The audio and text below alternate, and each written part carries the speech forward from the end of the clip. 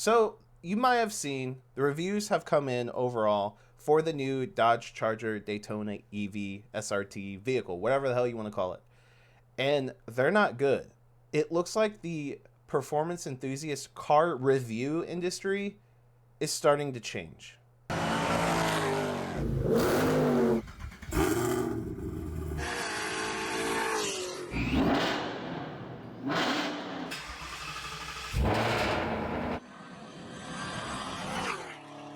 What's up, everyone? Hope you're having a fantastic day.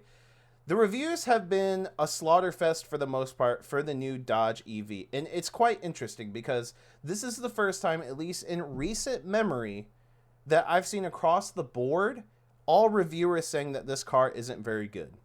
Or their general overall consensus is it's not very good. They might not go out and say it, but they speak more negative things about it than they do positives. So let's take Throttle House, for example. One thing that's interesting to me is all these reviewers were flown out to Vegas. I believe it was Vegas.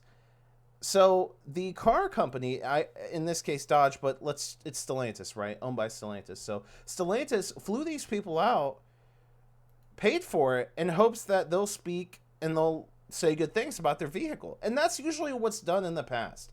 No matter what kind of car it is, who it's from, even if it was bad, 9 times out of 10, the car reviewers, because they were flown out, everything was paid for, it was all inclusive, they wouldn't speak bad about the car whatsoever. They would maybe say some concerns, but nothing would be negative. This is the first time, and again, like I mentioned, in recent memory, that this has happened, and for an American vehicle for that fact as well. Now, Americans aren't special. I'm not special, we're not. But the fact that this is a Dodge vehicle, and this is the first time I've seen anyone say a lot of negative things about a vehicle, which, let's be honest, it's a pile of garbage, is new to me. And this might set a precedent moving forward, because at the end of the day, the consumer is the most important factor when it comes to vehicles. It's not the company, it's the consumer. And I think a lot of reviewers are starting to understand that. Understand that the reviewers, the people, us, are more important, and telling the truth to us is more important than trying to hide lies and hide negatives just to make the car manufacturers look good. Because at the end of the day, good car reviews, good ones, sell vehicles. So as long as you're honest, it will sell or not sell vehicles. And that helps improve the car overall, the car industry, so these manufacturers could go back to the drawing board and make better vehicles. But for the longest time, when they get flown out to these, they don't speak the whole truth. They just kind of powder coat things, basically. Sugar coat things. There you go. I was thinking of powdered sugar.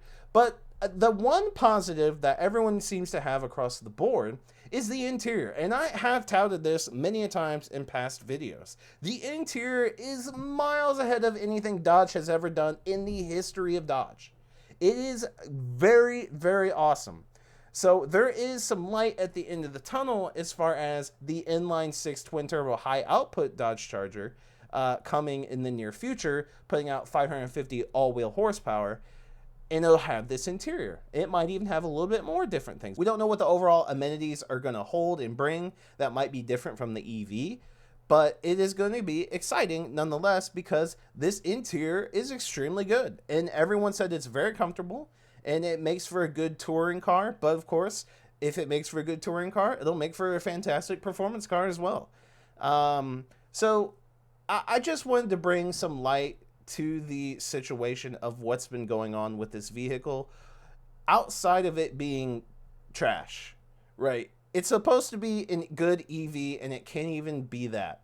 You know, the throttle response is not immediate like an electric car should be. As soon as you mash your pedal, it should be boom, instantaneous. It's not.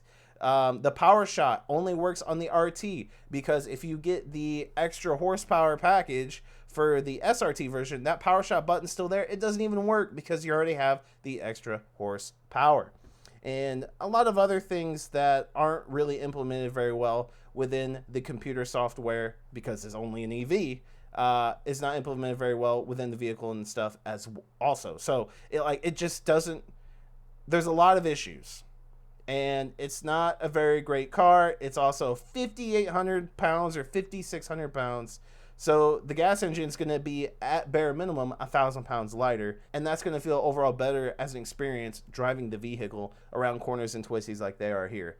So I just want to know what you guys think in the comment section down below. I applaud the balls, although we shouldn't even have to say that, but the balls of the reviewers speaking the truth, speaking out that this vehicle isn't great, and speaking about of all the negatives, with the only positive being the interior. So hopefully Dodge goes back to the drawing board or completely cans this all together and really goes gung-ho on providing different power plants for this, i.e. an engine, a gas engine power plant. That'd be great. If they could come out with different power plants like they did with the previous generation of Chargers and Challengers. There were so many. If they could come out with more inline sixes, V8s, stuff like that, that would be sick. That would be sick. And then maybe just adjust some things on the outside and maybe on the interior just a little bit to substantiate each of the trims. So again, let me know what you guys think about the reviewers in this car overall in the comment section down below. Smash that like button, and I'll see you guys in the next one. I think there's some really great things going for it. Yes. I think the chassis feels great. Yeah. I think the rear seat being spacious is nice. I think the fact that it's going to become a 4-door and the fact that it's going to the isolation's great and the comfort is good and the tech feels pretty good inside. Oh, and another thing to point out, we give Tesla a hard time for this because they're crap at making brakes. Yeah. They have not been crap at making brakes here. Look at the size of these things. They're big boys. Big boys, front and back, proper fixed caliper, multi-piston brakes. That's the way to do it because when you have to stop a moon, you need big brakes to do it. And the design is good. I know, but the issue that I have is that if you design a car that can be an EV and can be a gasoline car, you will inevitably make compromises for either. So you wish they'd just gone straight ICE? I think the Charger should have been EV, and then the Challenger should have been the Hurricane, or something like that. Like Audi A6s are all EVs now, and the A5 is not sort of or whatever you're going to do. I just think that trying to make a platform that does both means that's why it's so heavy. Right, and there's a transmission tunnel in it. And there's not a huge frunk. You're not getting the benefits of a ground-up EV. I agree. So it also the calibration's crap. Honestly, it does do all the fun stuff though. Like we didn't have time today, but it does it has drift mode and there's crazy burnt line lock. Like you could do huge skids in it, obviously because it's a powerful EV. But you're gonna be able to do those in the Hurricane 6 one. This doesn't trick me enough the way the Ioniq 5 ended to make me not know it's an EV. And that's not to say EVs are bad, but I think where the Challenger's charm will much better lie in the hands of the Hurricane 6, which we've tested in the Wagoneer and it was great. It was a really nice engine. I don't know how it translates to this shape of car. Well, tunability, hopefully. Tunability. Right. I just think when that car is out, no one's gonna buy But there's this. a Banshee coming. That's right. It's like 800 plus horsepower EV that has its own logo, which is super cool. So maybe that will help, but...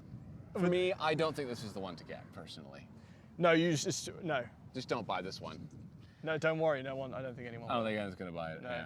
If you want an EV, there are better ones out there. Yeah. And if you want a Charger, Challenger... Get the one with the engine right now, anyway, while you still can. Just be patient. Yeah.